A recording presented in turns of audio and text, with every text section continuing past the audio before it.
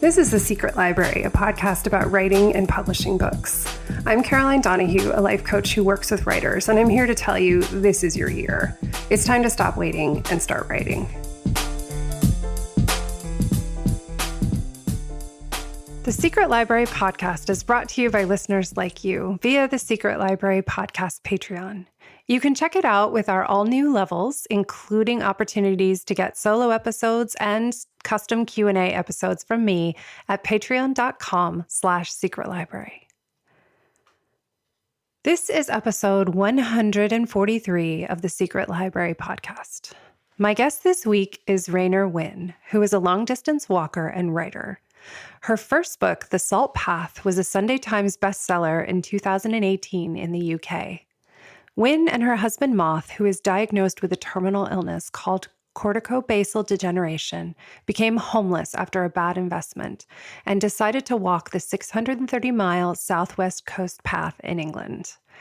This story amazes me so much. I think that there are points everyone faces in life when you think, oh, I can't handle this. And I think that being without a home is something that all of us fear more than anything else. And reading Raynor Winn's book, as well as speaking to her, was so incredibly inspiring, not only because she took a really challenging experience and was able to find a positive side, but also in learning how she went about turning this incredible experience into a book that has since inspired so many others.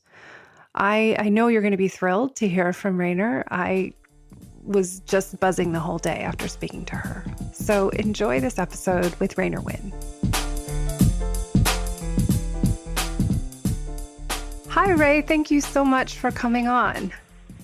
Oh, hi. It's a pleasure.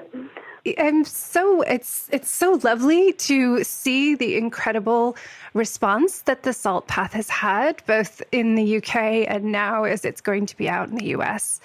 And it's really delightful to talk to you, having read the book, which really is pretty transformative. So I'm wondering how it was. Did you know from when you first started this incredible process of walking that it might one day be a book, or were you just trying to get by at the beginning and later on the idea came to you? When we started the walk, we had no idea that we would write a book. We started walking simply as a way of finding a way forwards, something to take us out of that moment of complete crisis and despair, and something that would give us a reason to go forwards in the coming days of our future, because at that time it just felt like a complete void. So we walked simply to follow a line on a map, something to just show us the way. And we had no idea that that I would write the book. And we didn't keep a journal, as some people have asked. We just kept a few notes in the guidebook that we were using at the time. That's amazing. Yeah, I wondered because there was mention of an A4 notebook of some sort in an early packing list. So I was like, was there a notebook? Was there not a notebook? It was an A5 notebook, yes. I did pack it, but very quickly it just got discarded because it seemed like unnecessary weight. Because the packs were at 50, they were feeling ridiculously heavy. So we chucked out everything that we felt we could do without, which was my journal, which didn't get used. So the notes that we did keep were just in the margins of the guidebook. That's amazing. So at what point did it start to feel like it might be a book? I didn't think about writing it even. I didn't consider writing a book until maybe 2 years after we'd finished the walk. I think it was at that point that I'd come to a point in my life where I'd realised that that walk hadn't been just a physical journey. It had very much been an emotional journey, and I was beginning to sort of assimilate what it had given us and how much sort of mental strength we'd taken from that time. And considering then that the diagnosis that my husband Moth had would involve a point where he would start to lose his memory and he would start to forget what we'd done and where we'd come from. So I felt I would write down the notes that were in the margin of the guidebook and make them into more like a journal, so that when he started to forget, I could put it in front of him and say, look at this, look what we did, keep trying. But as I started to write it, it became way more than a series of notes. It actually turned into a narrative at that point, and then I knew I was writing a book. That's so lovely. And then how was the process of writing it? Did you feel, because the detail is so rich in there, and I'm certain that the experience was so profound that detail was kind of burned in from all of the things that you did that you probably never thought you would ever do. How was it remembering and going back through the experience this time writing it? Yes, I think it had been, as you said, such a profound experience that it was something that I definitely didn't want to forget. And a lot of people have said, but you must have kept a journal, detailed journal, because all these details are here. But we didn't. But the guidebook that we used has obviously the written guide to the Southwest Coast Path. But running through that guidebook is also an OS map, an Ordnance Survey map of the complete path, the whole 630 miles. And then on each page, in each relevant spot, were our notes saying this is where we camped, we met this person. So when I started to look back through the guidebook, and I could read the guide and follow the map, and then our notes, it was as if, very quickly, as if I was back on the path. And as I started to get into it, it was as if I could almost smell the sea, and I could hear the gulls, and I was back there. And as the process sort of progressed along, it became as if I was walking the path again, as if I was re-experiencing those moments. And as you said, they had been burnt in by the incredible experience that it had been. So, yeah. Yeah. I mean, I can see where there's something about place, I think, that's so significant in the book and in the way that memory works. And if you could visualize from the guidebook, okay, this is where I was, this is what I was seeing, and we met this person, and then, we stopped at this place, and this is where we got food, and so on. I can see where it would all come right back, and you wouldn't need a blow-by-blow journal. That's right. And I'm sure everybody does it. If you really, really put yourself back into the place where you're remembering, then so many things come back to you that you think you've forgotten, but you haven't. And it's a really immersive process. And once you're back into that situation, or you've allowed yourself to go back into that environment, then you can I was going to say reimagine, but that's not the word, because you're not imagining it. You're actually there, so you can record it then almost. So that was the process for me anyway. Do you think it changed what you were writing to write it after the fact? Because I wonder how it might have been different. Like, your experience and your thought process and the feelings that you were having in the moment on the path would be one sort of experience. But then several years later, having been able to take a step back and have different experiences afterwards, do you think that changed what you ultimately wrote? I don't think it changed what I wrote, because, as I said, I was writing it for Moth. And so I wanted it to be as accurate to how it had been, what we'd felt, what we'd seen, the people we'd encountered, but primarily how we felt. I wanted it to be as accurate as it could be, so that when he did read it, it would take him there too, and it wouldn't be like him reading a story. He would know it, because that's how it had been. And so that was all part of the process of writing it, because as I started to write it, I thought, if I don't give over the true depth of how I felt at that time, or what we really saw, then there's no point me actually writing it, because then it wouldn't convey to anybody who read it what I was trying to put over.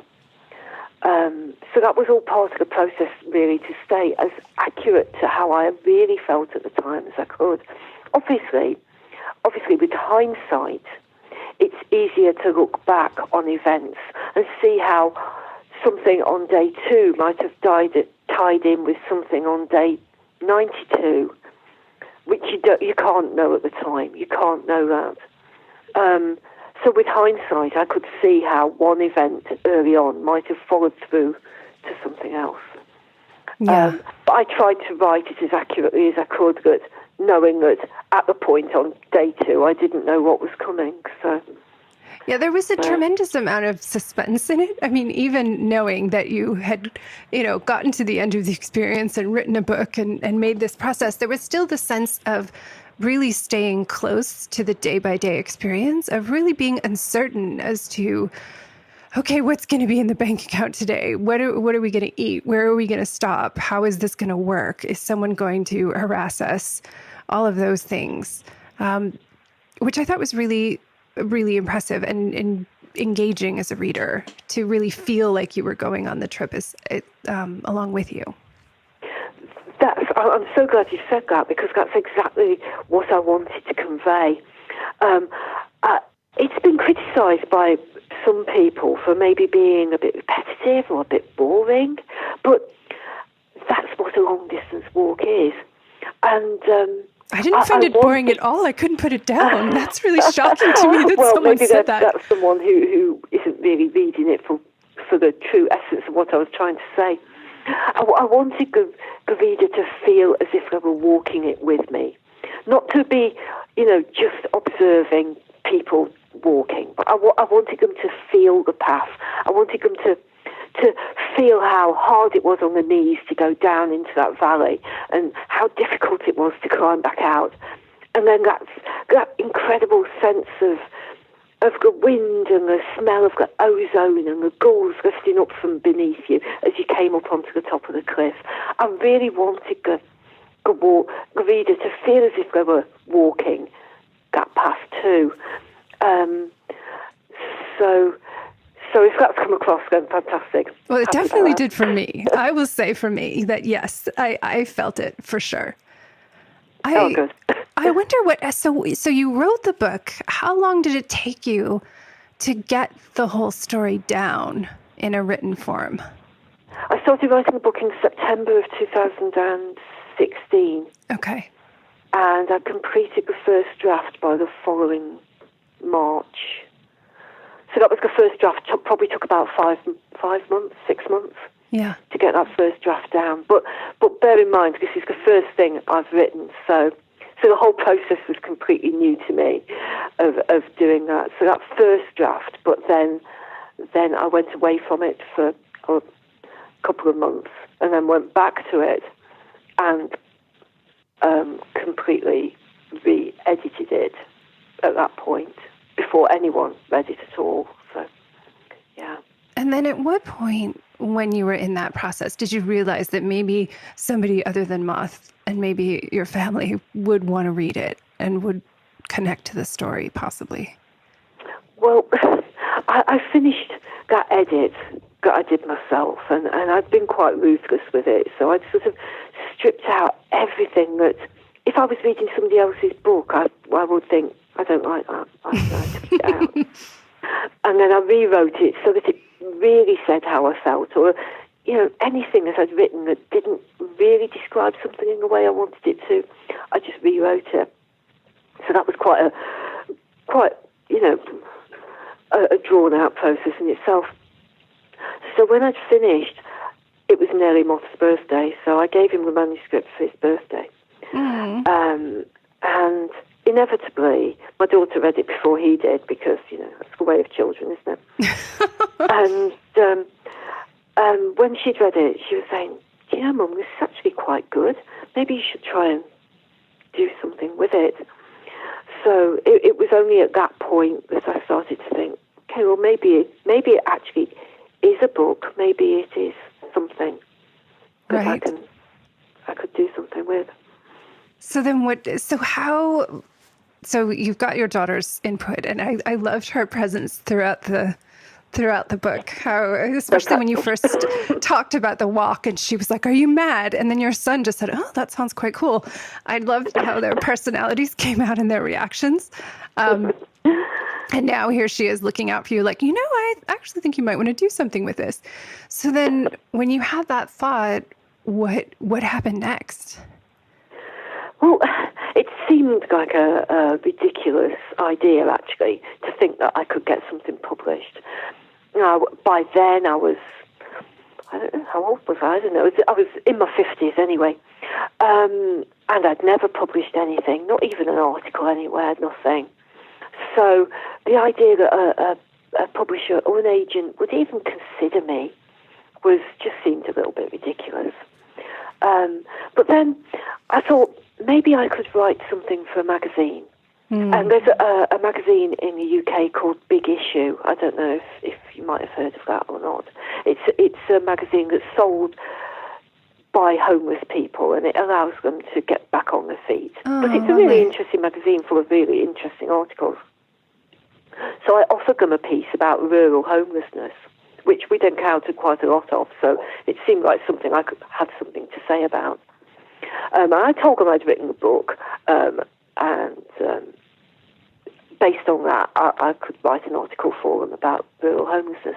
And very quickly they came back and said, "Okay, send us it. We'll see what it looks like." So I did, and they published it, which was great. In the summer of 2017, that was published. And that went down quite well. There was quite a lot of positive feedback to the magazine from that, which sort of gave me a little bit of encouragement that maybe with that, I could take that forward to an agent. So that's the way it went. Amazing. So how long did it take you to find an agent? Were they snapping you up immediately? It's always easy to think this, seeing what happens later with a book. But in the early phases, much like the early part of the walk, you don't know how much is going to come later. Well, yes. Now, my agent that I do have now has told me that I've always got to qualify this statement by saying this isn't what normally happens. But obviously, knowing nothing about publishing or having any connections whatsoever, my first protocol was Google. So I Googled for a non-fiction agent. And then I thought, I'm not going to go for the big ones, the big names or the big agencies, because I've got no credentials, they're not going to even give me a second look. So I thought I'd go for a slightly smaller agent, but one that sort of had a more sort of niche presence with things that represented people's health and well-being and that sort of idea. And then I looked again, and there was got lots of agencies full of lots of young men, and I thought, they're not going to get it. They're not going to understand the story. And so I narrowed it down a little bit more to an agency that had just 2 women. And I sent them an email and the first couple of chapters, and had my fingers crossed as I pressed send.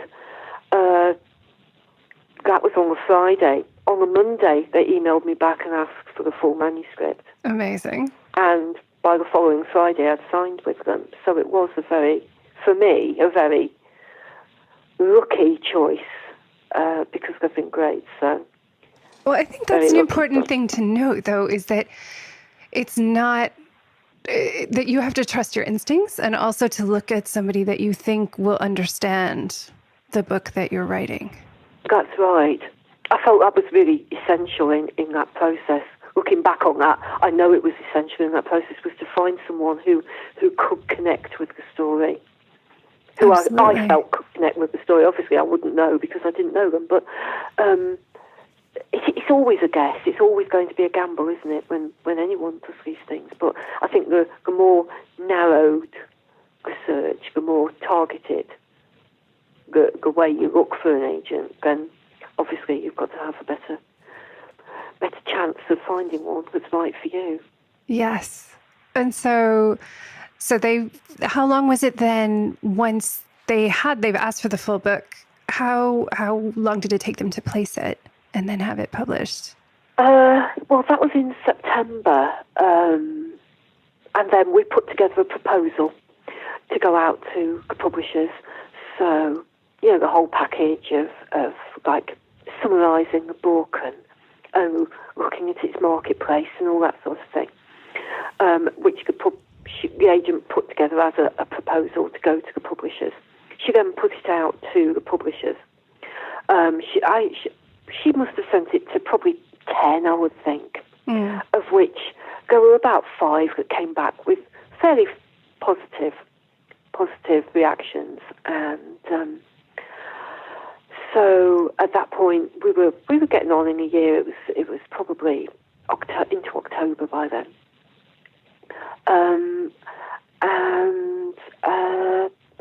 so we booked up a day of going to see 3 publishers, and the first one on the list of publishers that we were going to see was Penguin Michael Joseph. Mm-hmm. I thought we were just going to go and see the young editor that had picked it up out of the pile. But when I got there, there was a round table with about 5 people. Wow. Including the head of Michael Joseph and the head of publishing. And I was terrified. I was absolutely terrified. Because it was Penguin. I mean, Penguin's it was like the dream publisher. If somebody had said to me as my 10-year-old self that I had a little dream that I might write a book with a penguin on the spine, actually you will, it would have been like, okay, my life's going to be a fantasy. But, right. At 10, I wouldn't have known what came in between, would I? No. So when I was there, I was obviously really nervous. And Louise Moore, the head of Michael Joseph, said, just to put you at your ease, we want your book. So those were the first words that came to me from a publisher, from my dream publisher, and it was just obviously, I can't say anything. It's a bit of a cliche, but it really was a bit of a dream come true. Of course. Yeah. That's amazing. That's amazing. Yeah. And then I think the fact that, the book went to number 1, all of these things that happened after the fact, I think it's such an important evidence of somebody who felt, was my story going to make a difference to anyone? Obviously, your story has made a difference to so many people. Yes, yeah. And that's been completely unexpected for me, because obviously when I wrote it, and if you read the book, you'll know, it was a very personal story. And it's just a very personal story. So when I was writing it, I don't think I was really thinking about the impression that it might make on other people or what they might take from it. But I think there are so many themes in that book, so many themes of loss and trauma and illness and things that so many of us experience. I mean, I don't think there are many of us that get through life without life just falling apart in one way or another at some point. And I don't think I realised that at the point when I was writing it. But it's the process of what you do after that I think so many people have connected with is how do we deal with those moments of crisis in our life. So that's been really, really an eye-opener for me that there have been so many people that have connected with it. Absolutely. And I think there were so many insights that I found really moving. I mean, the book is really vulnerable. Like, you're very open about what the experience is like. And one part in particular that really struck me was when you talk about the difference in perception that people had of you and Moth on the Path when they thought you had sold the house versus when you said we lost the house, and how that completely changed people's reactions. And I found that so striking and heartbreaking. And I'm wondering how that's carried through, now that you're in different circumstances, but how you feel about people having been through this experience? Yeah, I think that was such a shock to me that when we said to people that we were homeless and we got nowhere to go, that they would almost physically recoil, draw their dog in on a retractable reed or gather their children. And that came as such a surprise, because to us, we were still the same people, just without a home. But to find that our position in other people's perceptions had changed so much really did lead us to sort of, well, for me especially, to lose that real sense of self, that sense of who I was. So we did develop a little tactic for sidestepping that. So when people said, how come you've got so much time to walk so far? We did start to say, well, it's because we've sold our house and we're just having a midlife moment, going where the wind blows. And then the reaction would be, oh, wow, inspirational. So the difference in our perception of what we see a person as, the moment we know that they're homeless, was such a surprise. And it did lead me to start to feel a little bit outside of normal society, stepped back from other people, a little bit other, I think. And that, I think, a sense of that, I think I probably still carry a sort of element of that with me now. And I think it may not ever leave me. That sense of how other people see us is defined by a very fine line. And it's so easy to cross that line one way or another in other people's perceptions, has possibly made me a little bit more cautious of being so honest, maybe, about myself. I don't know. But in some ways, I'm glad I did experience that, because I felt I could put that experience into the book, and maybe anyone reading it might just maybe read it and think, maybe I'll just look at that person just a little differently next time. I don't know. Yeah, I think absolutely. I mean, I think also there's sort of these phases that you have in the book, like as someone who, well, I mean, I can think of numerous, but you have a family and running the vacation rental and having a farm and that whole phase, and then fighting in a court and dealing with that situation, and then losing the home, and then being out on the path, but now being a best-selling author, and dealing with like, oh, look at how people look at me now. Interesting that Yes. that changes everything, when really I'm the same person. I just happen to be doing something slightly different at the moment. Exactly. I'm exactly the same person as I was when I finished walking that path. I'm not going to say I'm the same person I was before I started walking it, because I think it changed me in some ways that I may not go back to. But I think no matter what we experience, it led to the book.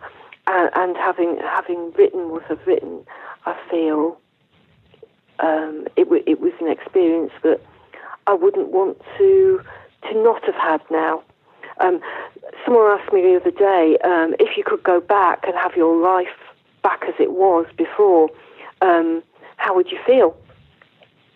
And I actually think it would be, in so many ways, obviously, it would be lovely. We'd have our home, we'd have the same lifestyle we had before.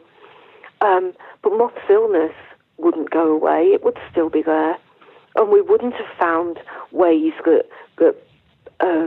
maybe have stalled its progression or held him in a point of moderate health for a lot longer than the consultants suggested that he would do. Right. So for that point alone, I wouldn't change what happened to us. I wouldn't change having gone through what we did. But also the fact that what we went through has had an influence on other people is so uplifting for me personally.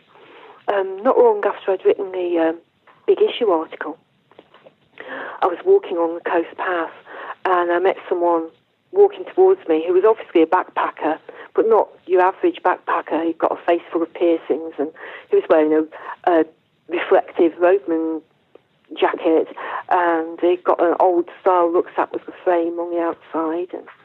And so as I approached him, I was saying, how far are you going? Where are you going? What are you doing? And he said he'd been walking for 2 weeks because he'd started at the most southerly point in England, on the Lizard Point, and he'd walked as far as to the point where I met him. But up to those 2 weeks ago, prior to that, he'd been living rough, sleeping on the streets of Exeter, a city in the south of England. And at that point, he'd read an article in the Big Issue magazine about a woman who'd been homeless and had walked the coastal path. So he'd borrowed all the equipment he needed, and he'd set out to do it himself. So I said, well, come back and have a cup of tea, have something to eat. And he said, no, this experience has changed my life. I've got to go and find somewhere to put my tent up. I've got to stick to this routine because my life has changed and I'll never go back to my old life. So for me, for all the responses that I've had from anyone, to just have influenced that one man's life for me made it worthwhile. Certainly made it worthwhile. How extraordinary that he walked right up to you, the person who had written the article that got him started in the first place. I know, it's so stunning. And lots of people have said, well, why didn't you say who you were? Oh, you didn't tell him? I didn't tell him because I just couldn't, because it was about him, it was about his moment and his life, and I just didn't feel in that moment I could say, hello, that's me. It just didn't seem right at the time. Well, maybe he'll hear this later and he'll say, oh my God, it was her. Maybe one day. Amazing. So what's happening for you now? I mean, the book is now out in multiple countries and you're having lots of interest about it. What is it? You never thought you'd write a book before this. What are you looking at in terms of writing now? Has that changed as well? Yes, because to go on to write something else, it feels like such a pleasure, for someone to ask me to go on to write something else. It's like, yes, life doesn't get any better than that, does it?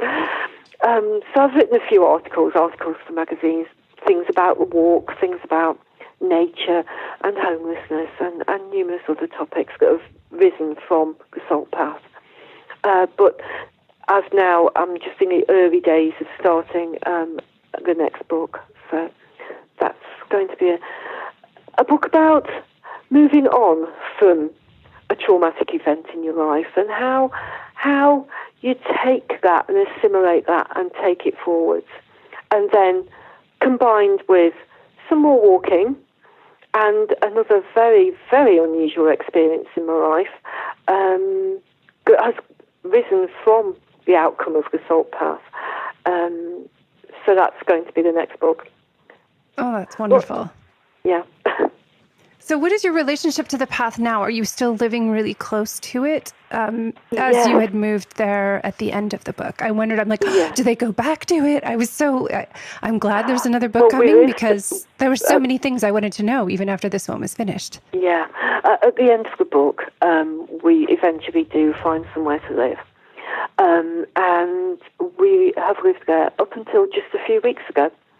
But that place where we lived, it was right on the coast path. So we walked on the coast path every single day. But we have just in the last few weeks moved. And now we are literally only a few miles up the road. So the coast path still features very, very large in our lives. That's wonderful. Yeah. Amazing. So if someone listening has had an experience and maybe is where you were early on thinking, I don't have the credentials, or will anybody ever want to hear, what I have to say? Would what I have to share matter? What would you suggest based on your experience?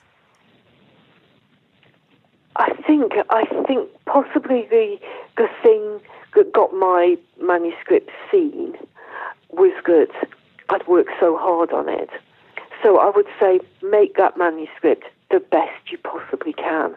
Don't let go of something that's half finished or you're not beyond happy with.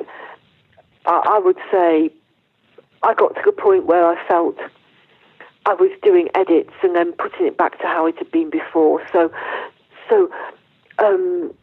it was the best I felt I could possibly make it. Primarily that, I would say. But if you've got something to say, don't say it in a way that you think other people want to hear.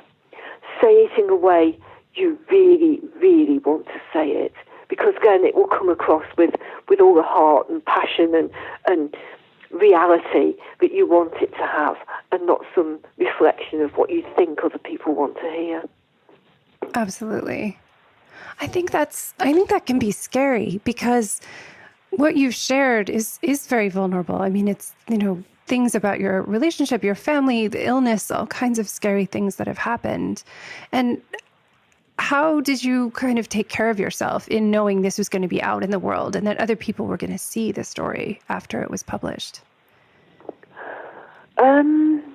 I think because I look at the book now as a sort of time capsule in a way. It was that moment in our lives.